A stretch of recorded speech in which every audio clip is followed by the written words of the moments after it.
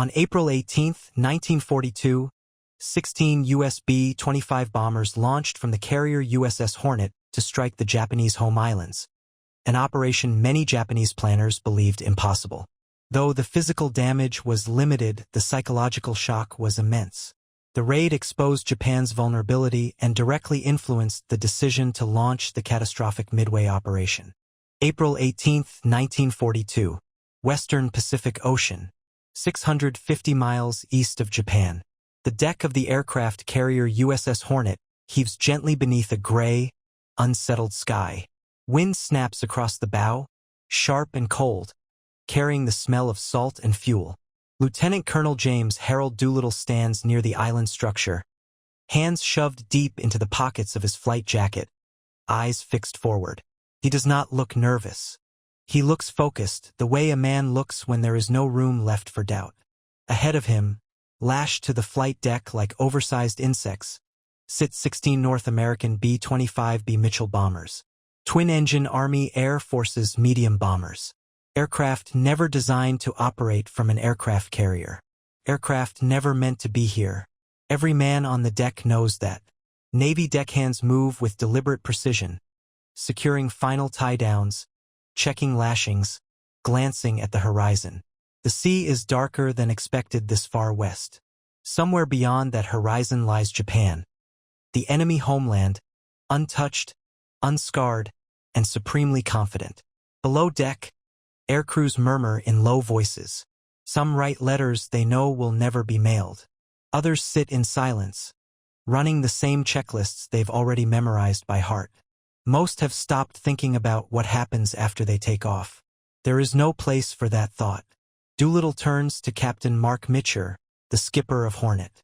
Mitcher's expression is tight, professional, unreadable. "They spotted us," Mitcher says quietly. The words land like a physical blow.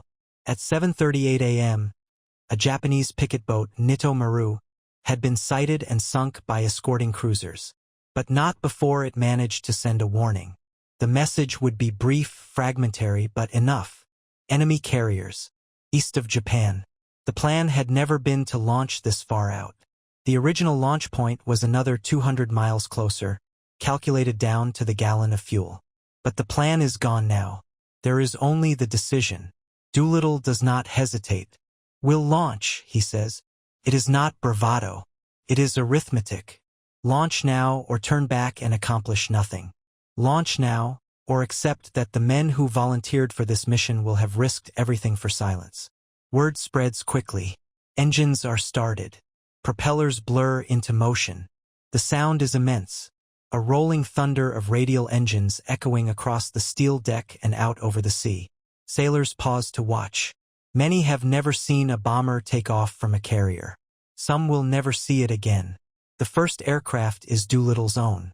He climbs into the cockpit, adjusts his harness, runs his eyes over the instruments. Fuel gauges sit lower than he would like. They will have to be enough. At 8:20 a.m., the chocks are pulled. The Hornet turns into the wind, engines straining to make every possible knot. Doolittle pushes the throttles forward. The B-25 surges ahead, deck racing beneath the wheels. For a moment, a terrible, suspended moment, it seems the aircraft will simply roll off the bow and fall. Then the airspeed needle climbs. The bomber lifts. Sailors erupt into cheers they cannot hear over the engines. One by one, the remaining 15 aircraft follow, each lifting away from the deck with barely yards to spare. Every takeoff is a gamble. Every takeoff succeeds. 16 bombers vanish into the gray. They turn west. Across the Pacific, in Tokyo, the morning unfolds like any other. Commuter trains run on schedule. Street vendors prepare their stalls. Office workers adjust their uniforms, scan newspapers, sip tea. There is no blackout. There is no alarm. The war feels distant here. Something fought on maps and in communiques, far from the Imperial Palace. At Imperial General Headquarters, senior officers of the Imperial Japanese Army and Navy review overnight reports. The mood is confident, almost bored. Since Pearl Harbor, the Japanese war machine has advanced with stunning speed. Hong Kong, Singapore, the Philippines, the Dutch East Indies. Victory follows victory. The home islands are secure. Everyone knows this.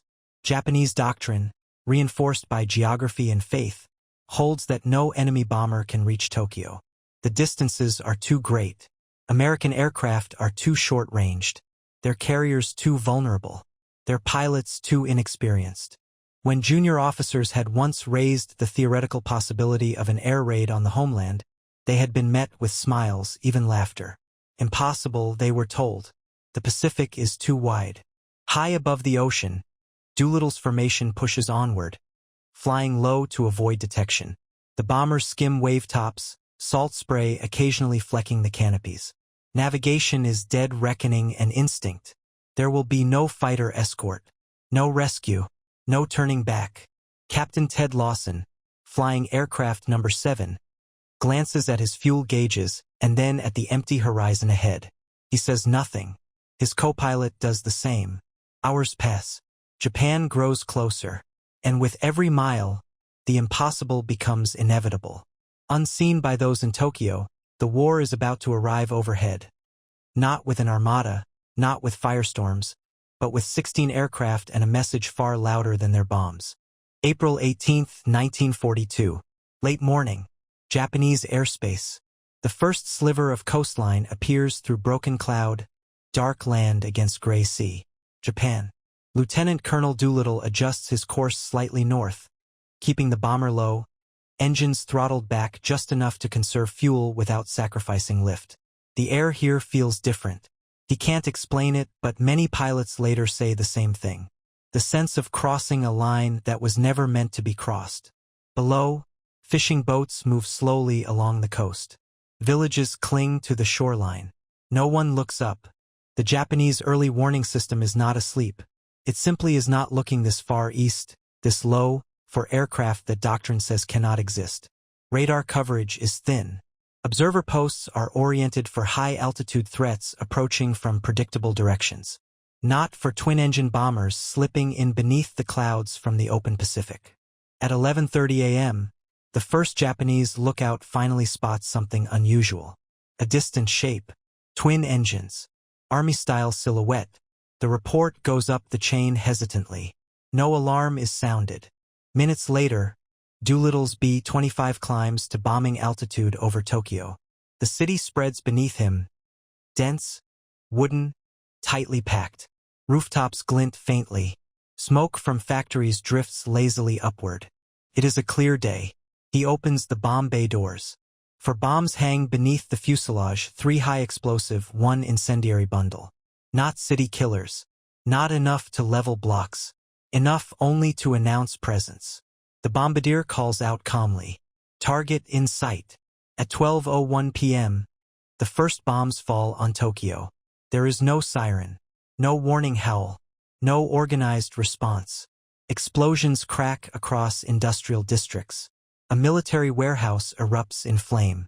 A factory roof collapses inward. Incendiaries scatter across wooden structures, fire licking outward with alarming speed. Civilians freeze in place, staring upward in disbelief as aircraft with unfamiliar profiles roar overhead. American aircraft. Almost immediately, chaos ripples outward. Anti-aircraft guns open fire in scattered bursts. Uncoordinated, inaccurate.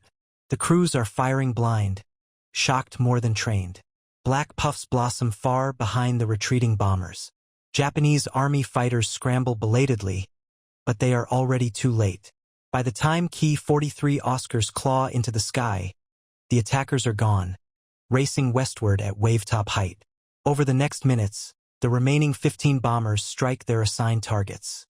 Yokohama, Nagoya, Kobe, Osaka. Damage is limited. Casualties are light by later wartime standards. Some bombs miss entirely, splashing harmlessly into rivers or empty yards. But the effect is not measured in tons of explosives.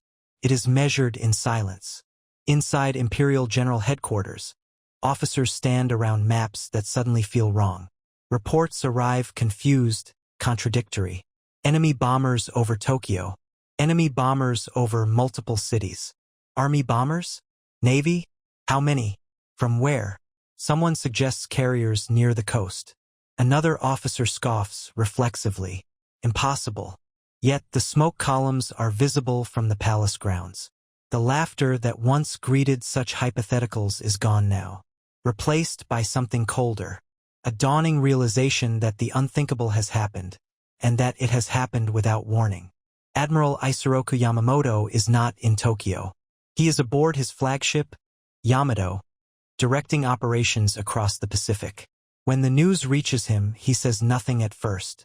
He does not need the details to understand the implication. If American bombers can reach Tokyo, then Japan's defensive perimeter is not a wall. It is a screen.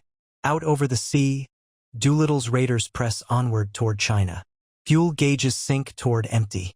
The plan now is survival, not navigation. Captain Lawson's aircraft is hit by anti-aircraft fire over Shanghai. Shrapnel tears through the cockpit.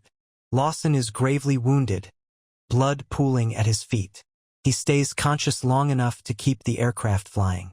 Weather deteriorates as the bombers reach the Chinese coast. Rain, wind, darkness approaching faster than expected. One by one, the crews realize the truth. They will not reach their airfields. Doolittle's aircraft runs out of fuel first. He orders the crew to bail out over the Chinese countryside. The jump is rough but survivable. Others follow suit, parachuting into darkness, landing in rice paddies, fields, trees. 8 airmen are captured by Japanese forces. 3 will be executed after a sham trial. 1 will die in captivity. The rest are hidden and aided by Chinese civilians, many of whom will later pay for that kindness with their lives during brutal Japanese reprisals. Back in Japan, the physical fires are extinguished within hours. The psychological fire is not. For the first time since the war began, the Japanese people know the enemy can reach them, that the imperial shield is not absolute, that distance is no longer protection. The silence that settles over Tokyo that evening is heavier than smoke. And within that silence, decisions begin to form, decisions driven not by strategy alone, but by wounded pride and urgent fear. April 19, 1942. Tokyo. Imperial General Headquarters. Morning arrives quietly over the capital, but nothing feels normal. The streets are swept clean of debris. Burned timbers are removed. Broken windows boarded over. To an outside observer, Tokyo appears unchanged. Inside the minds of Japan's leadership, the city is burning all over again. At Imperial General Headquarters, senior officers gather in tense, airless rooms. Reports are now complete enough to be undeniable. 16 enemy aircraft, Army medium bombers, launched from an aircraft carrier, struck multiple cities, escaped. No exaggeration, no rumor. Fact. For years, Japanese strategic planning had rested on a core assumption. The home islands were beyond the reach of land-based American bombers, and American carriers would never dare approach so close. That assumption had shaped fleet deployments, air defense priorities, even morale. Now it lay in ruins. An army general breaks the silence first. This information must not reach the public. No one argues. The government moves immediately. Newspapers publish sanitized statements about minor enemy nuisance raids. Casualties are downplayed. Damage is minimized. Photographs are restricted. Police and Kempeitai enforce silence with practiced efficiency. But within the military, the reaction is the opposite. Anger, shame, fear. Japanese officers had once laughed openly at the idea of American bombers over Tokyo. Some had dismissed it in lectures, in war games, in staff discussions. Now those same officers avoid eye contact. Words like unacceptable and dishonor are spoken carefully, but often. Admiral Isoroku Yamamoto returns to Tokyo days later. He listens to briefings without interruption. When they finish, he leans forward slightly. "We must destroy the enemy carriers," he says. It is not a suggestion. Yamamoto understands what others are still struggling to articulate. The physical damage of the raid is irrelevant. The strategic meaning is everything. As long as American carriers exist, Japan's homeland is vulnerable, not in theory, but in fact. The Americans have demonstrated imagination, audacity, and a willingness to gamble. Traits Japan cannot afford to underestimate again. Within days, Yamamoto accelerates a plan already under consideration. A decisive operation to lure the U.S. Pacific Fleet into battle and annihilate its carrier force. The target will be Midway Atoll. If the American carriers can be destroyed there, the humiliation of April 18th can be erased. The perimeter restored. Confidence rebuilt. But the raid has done something else, something less visible and far more dangerous. It has forced Japan to rush. Across the Pacific, in Washington, the reaction is very different. President Franklin D. Roosevelt listens to Doolittle's report with a rare, quiet smile. The American public will not know the full details for weeks, but the message spreads quickly enough. Tokyo has been bombed. After Pearl Harbor, the nation had needed this proof that the enemy could be struck back. Newspapers trumpet the raid. Radio announcers repeat the words with barely contained satisfaction. Doolittle expects court-martial. He believes the loss of all 16 aircraft makes the mission a failure. Instead, he is promoted to brigadier general and awarded the Medal of Honor. Yet among senior planners, there is no illusion.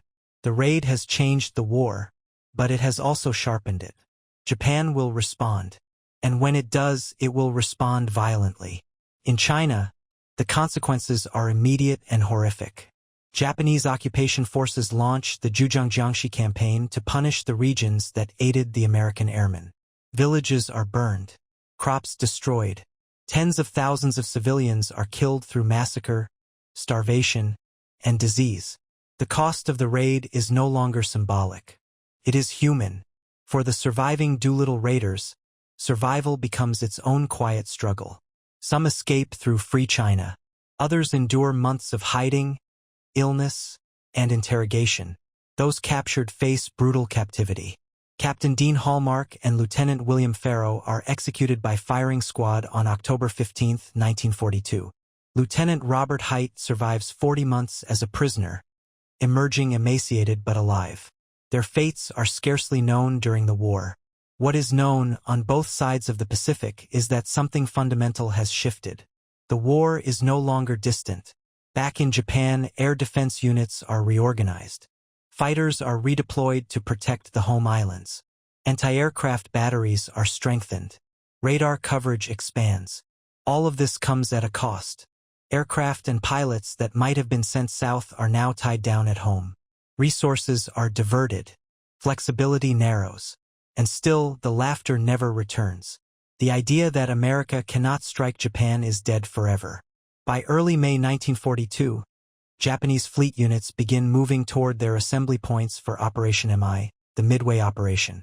The plan is vast, complex, and fatally overconfident. It is driven by a single imperative born on April 18th. Never again. Yet in their urgency to prevent another humiliation, Japan's leaders will walk directly into the trap they fear most. One set not by bombers, but by silence, codebreakers, and patience. The fire that began over Tokyo has not gone out. It has only moved. May 1942, Pacific Ocean. Japanese Combined Fleet Headquarters. The maps spread across the table are immaculate. Blue water, tiny dots of land, neatly drawn arrows pointing eastward. Midway Atoll. To the men gathered here, Midway is not a battlefield yet. It is a concept, a lure, a trigger, a final step toward restoring control. Admiral Yamamoto stands at the head of the room, listening as staff officers outline timetables, carrier group movements, and contingency plans. The operation is vast. For fleet carriers, Akagi, Kaga, Soryu, and Hiryu, battleships, cruisers, submarines, a diversionary attack on the Aleutians. Everything calculated to draw the American carriers out, to force them into open water where Japan's superior experience will decide the battle. No one laughs now. The Doolittle raid hangs over every discussion like a ghost. It is never mentioned by name, but it does not need to be. Every officer understands why this operation must succeed. Failure is not merely defeat, it is exposure. What none of them know is that the Americans are already listening. Pearl Harbor. Station Hippo. In a low-ceilinged, airless basement, Commander Joseph Rockefort sits hunched over intercepted Japanese messages. Cigarette smoke curls in the stale air. Chalk squeaks on blackboards covered in symbols and partial translations.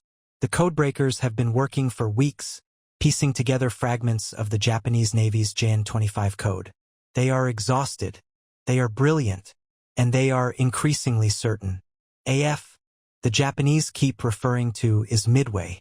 When Rockefort sends his assessment up the chain, it is met with skepticism. Some senior officers in Washington doubt him. They think the Japanese objective is elsewhere. So Rockefort devises a test. Midway is instructed to transmit an unencrypted message stating that its water distillation plant has failed. Hours later, Japanese intercepts report that AF is short of water. The room goes silent. The trap is revealed. Admiral Chester W. Nimitz reads the report carefully. Then he makes his decision. The American carriers will not flee. They will wait. Back in Japan, preparations accelerate. Pilots train relentlessly, but there is an edge to the training now. A pressure that was not there before. The knowledge that failure means more than lost ships.